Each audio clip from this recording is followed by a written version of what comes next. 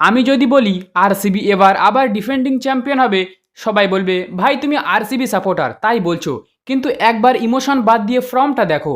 কালকে qualify one গুজরাটের সামনে আরসিবি যেভাবে ব্যাট করেছে, এটা শুধু জয় না, এটা একটা স্টেটমেন্ট। 20 ওভারে 254 রান তুলে আইপিএলের প্লে অফের ইতিহাসে অন্যতম স্কোর দাঁড় করিয়েছে। আর ম্যাচ জিতেছে 92 রানে। আরসিবির ব্যাটিং দেখো, একজন না পুরো লাইন আপ রান করেছে। ওপেনার থেকে মিডল অর্ডার সবাই ম্যাচ জেতানোর মতো ফর্ম দেখিয়েছে। ক্যাপ্টেনের ইনিংস, ফিনিশারদের পাওয়ার হিটিং, সাথে বোলাররা চাপ সামলা সাথে বোলাররাও চাপের সময় উইকেট তুলেছে।